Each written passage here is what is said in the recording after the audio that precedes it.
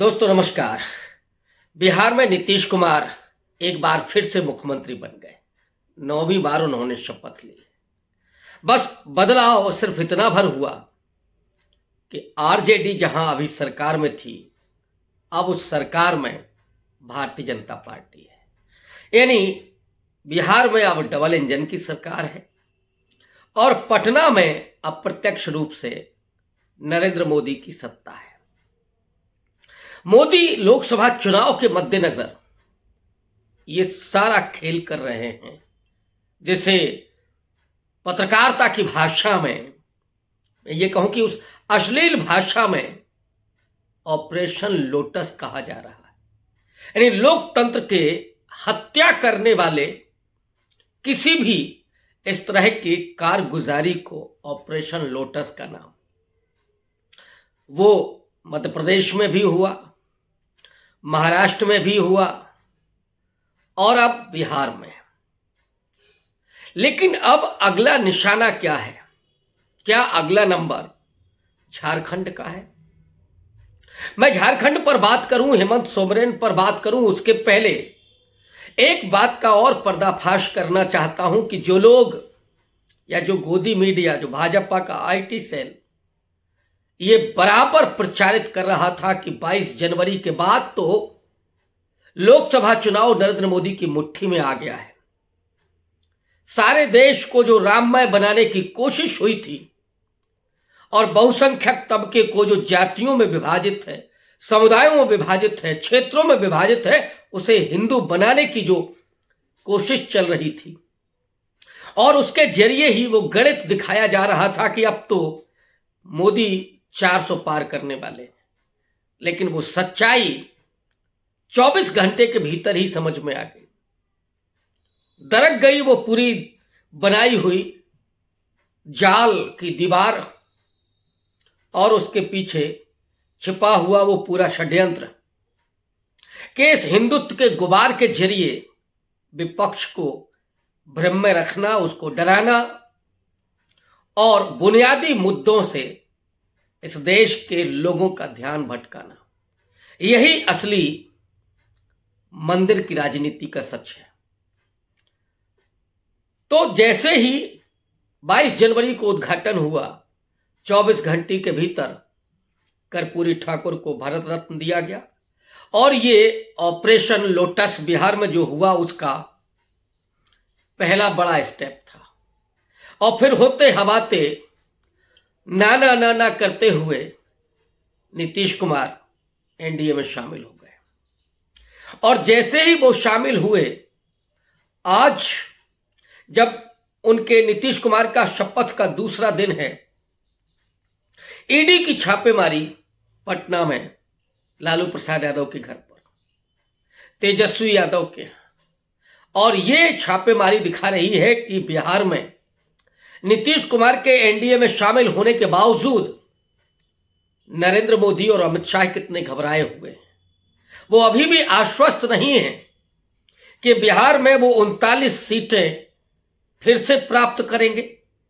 40 में से 39 सुनने में तो ये आ रहा है, अंदरूनी सूत्र बता रहे हैं कि नीतीश कुमार ने जब ये डील की है तो मोदी से कहा है कि पटना मुझे चाहिए, दिल्ली आप रख लीजिए और बिहार की 40 में से 40 सीटें यानी मेरे अपने हिस्से की 17 सीटें हम आपके खाते में देंगे और उस पुराने जो नतीजा था उसको फिर से दोहराएंगे। जब नीतीश कुमार आ गए हैं, उन्होंने आश्वस्त भी कर दिया है, फिर नरेंद्र मोदी में घबराहट क्यों है? वो जो टिड्डी दल बन चुका है ईडी, वो क्यों लालू प्रसाद यादव के दरवाजे पर है? उसकी मूल वजह यह है कि इस घटनाक्रम के बीच में तेजस्वी यादव का कद बहुत बड़ा बनकर के उभरा है। सारी सिंपैथी बिहार के लोगों की अब तेजस्वी यादव पर चली गई है। नीतीश कुमार से बहुत बेरुखी नहीं बल्कि नाराजगी है। अल्पसंख्यक वोट तो उनके हाथ से निकल ही गया है। जो पिछड़ा है, उपेंद्र कुशवाहा का जो समर्थक है, वो क्या नीतीश कुमार के साथ एडजस्ट करेगा? चिराग पासवान कैसे एडजस्ट करेंगे? मांझी कैसे एडजस्ट करेंगे। खैर ये बात की बात है, लेकिन जिस असली मुद्दे पर मैं बात करने जा रहा हूं वो है कि अब ऑपरेशन लोटस का असली अगला निशाना क्या है। और यहीं पर एक बात और कह दूं कि दरअसल जो सरकार अपनी बनाने का नरेंद्र मोदी का ऑपरेशन लोटस के जरिए जो तरीका होता है, जो उद्देश्य होता है, वो होता है उस ब्यूरोक्रेसी पर अपनी पकड़ बनाना। और नीतीश कुमार ने जब एनडीए के साथ औपचारिक रूप से जाना कबूल भी नहीं किया था, उसके पहले ही उन्होंने पटना के डीएम को चेंज किया और रात में ही 100 से ज्यादा आईएएस आईपीएस के तबादले किए। और ये दिखाते हैं कि उन तमाम अधिकारियों को फेरबदल किया गया जो कहीं आरजेडी के साथ सिंपैथी रखते थे, उनको किनारे लगाया गया। जो भाजपा के थोड़े नजदीक कह सकते हैं या जो नीतीश कुमार के ज्यादा विश्वसनीय थे, उनको लाया गया। तो वो ब्यूरोक्रेसी नरेंद्र मोदी को चाहिए और असली खेल वो ब्यूरोक्रेसी के जरिए करते हैं। पीएमओ का सारा खेल ब्यूरोक्रेसी के जरिए होता है। ये बात बड़े बड़े दिग्गज पत्रकार भी कहते हैं, श्रवण गर्ग जैसे लोग भी कहते हैं। तो अब अगला जो निशाना है वो झारखंड में होने जा रहा है। वो झारखंड जहां पर यह माना जा रहा था कि नीतीश कुमार एनडीए में अगर आ जाएंगे तो वहां पर भी वो प्रभाव डालेंगे। नीतीश कुमार तो उत्तर प्रदेश में भी कुर्मी वोट पर प्रभाव डालेंगे।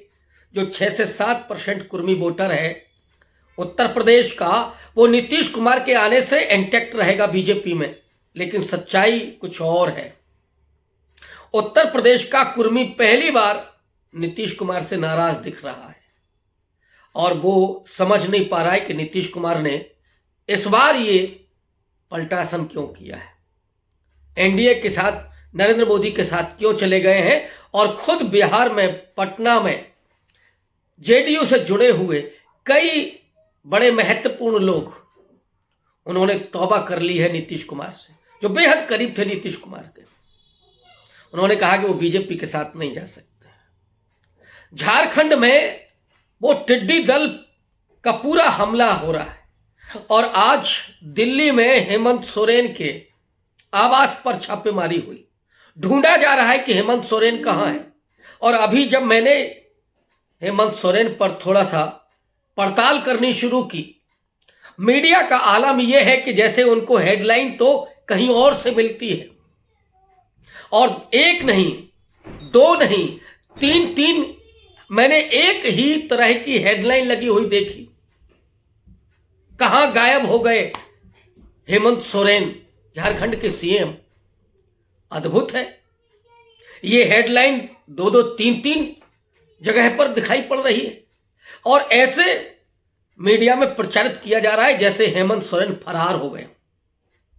देश के 28वें राज्य का चुना हुआ मुख्यमंत्री, और इसको मीडिया किस तरह से उसका मान मर्दन कर रही है, किस तरह से अपमान कर रही है। आदिवासी समाज से आने वाला, यानी देश का सबसे वंचित तबके का मुख्यमंत्री, जिसकी बात बार बार नरेंद्र मोदी करते हैं कि हमने देखिए आदिवासी को राष्ट्रपति बनाया। लेकिन एक आदिवासी मुख्यमंत्री उनके अपने पिता का संघर्ष और पूरे झारखंड के आदिवासियों का संघर्ष, तो झारखंड राज्य को बनाने में उसका चुना हुआ मुख्यमंत्री, और उसको गोदी मीडिया जिस तरह से लिखती है जैसे वो फरार है।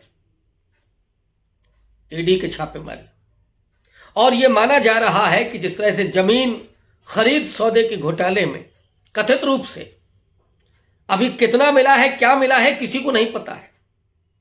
क्या कोई नकदी मिली है, किसी को नहीं पता है। वो अकाउंट जरूर खंगाले जा रहे हैं और उनके जरिए पैशाचीकरण किया जा रहा है हेमंत सोरेन का।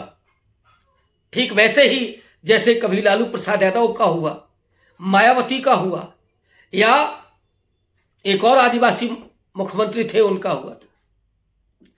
यानी जो हाशिए से निकल करके आने वाला है, जिसने आजीवन संघर्ष किया और जो मंत्री मुख्यमंत्री बन गया, उसकी संपत्ति की पड़ताल, उसके राज्य को जंगल राज कहना, दलित की बेटी को दौलत की बेटी कहना ये मीडिया का पुराना खेल है, ये कोई आज का नहीं है।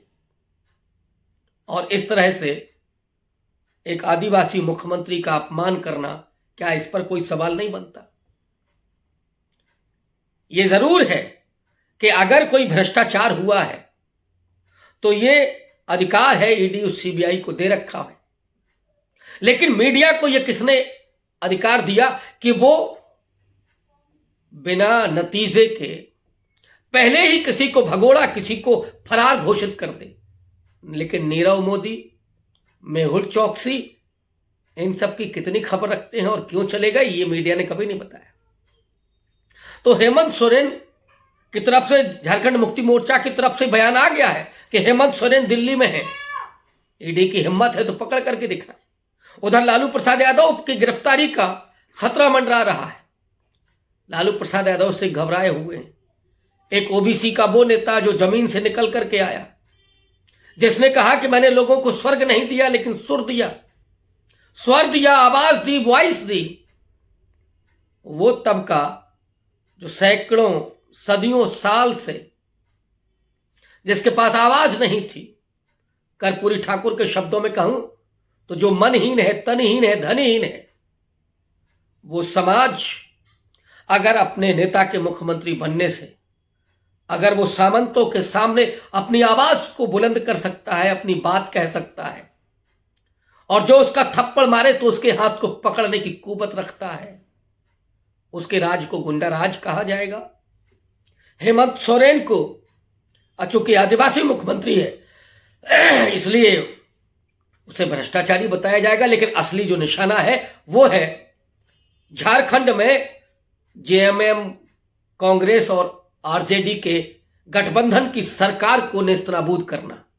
ऑपरेशन लोटस के जरिए वहां पर या तो राष्ट्रपति शासन लगाया जाना, क्योंकि विधानसभा का चुनाव भी लोकसभा के चुनाव के साथ होना है, तो उस ब्यूरोक्रेसी को अपने हाथ में लेना, राज्य की सत्ता को अपने हाथ में लेना। मुख्यमंत्री अगर गिरफ्तार होता है तो यह मौका मिलेगा, लेकिन हेमंत सोरेन भी तैयारी कर चुके हैं। माना जा रहा है कि वो अपनी पत्नी को मुख्यमंत्री बना सकते हैं अगर उनकी गिरफ्तारी होती है, लेकिन वो झुकेंगे नहीं। तो ये जो टिड्डी दल बन गया है ईडी, उस पर लगाम लगेगी क्या? सुप्रीम कोर्ट इस पर कोई टिप्पणी नहीं करता। स्वतः संज्ञान लेना चाहिए। जब चुनाव नजदीक है तो इस तरह की छापेमारी का मतलब क्या है, ये सवाल पूछा जाना चाहिए। बहुत शुक्रिया, धन्यवाद।